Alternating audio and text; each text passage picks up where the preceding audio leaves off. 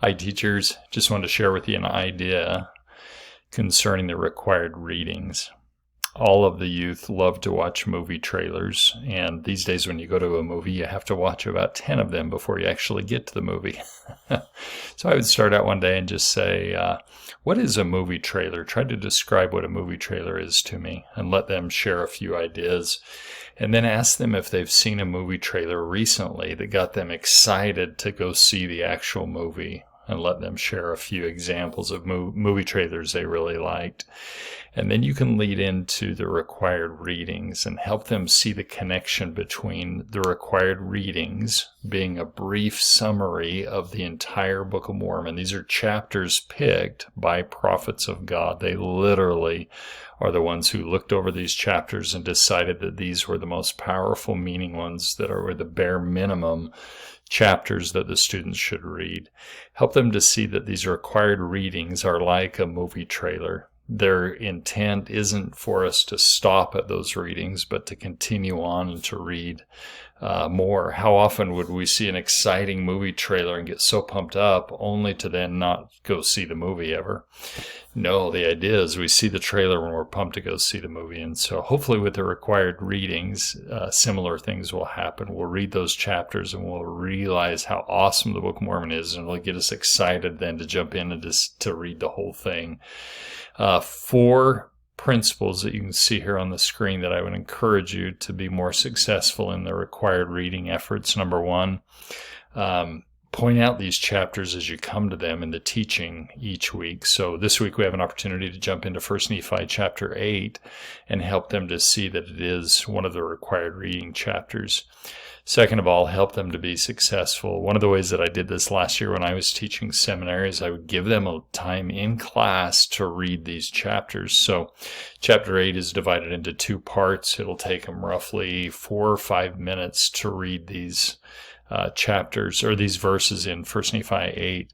So I would give them time just to read in seminary to start the class, and then let them go in and mark that off on the tracking card. Hopefully you all have this tracking card or one that you've made up where they can go in and mark their reading as they're doing it. But I found that by taking some time at the start of class, it helped the students to feel like they were being successful, and it helped some of them to develop that habit. One of the things that I would do also is just give them a minute to share with a peer near them something they had learned in their reading the night before. So I didn't take time to read every day in class, but every day in class I did give them a chance to share with their neighbors something that they had read the night before.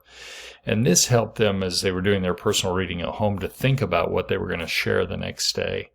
And the other thing I tried to do, principle number 4, is I tried to be consistent. And every day in class, I would let them share something from their reading the night before. And occasionally, I would give them time in class to actually read for a minute or 2.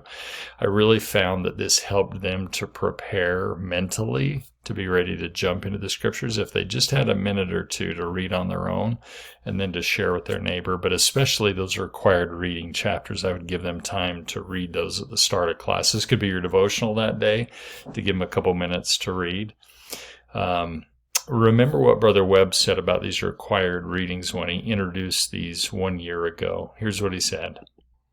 Now, I would like to share with you something that President Henry B. Eyring said when this change was discussed. He said, "To do this well will require more personal individual attention from teachers. It will add a burden, but it is a burden teachers should be glad to carry, because their personal ministries are as important as their classroom instruction. If anyone can do it, your teachers can. They are wonderful." I agree with President Eyring. You are wonderful. I also realize that a movement away from rigid standards to individual goals will require more time and attention from you. But what could we do that would bless our students more than to help them create a personal daily habit of scripture study that is motivated by the right reasons? Thank, Now, thank you, teachers, for your efforts to encourage your students to read every day, and especially to do these required readings. I hope that as they do the required readings and they see how powerful these are, that they'll want to continue to read the whole Book of Mormon, to see the whole movie. And I hope you have fun with this comparison this week. Thanks for all your efforts.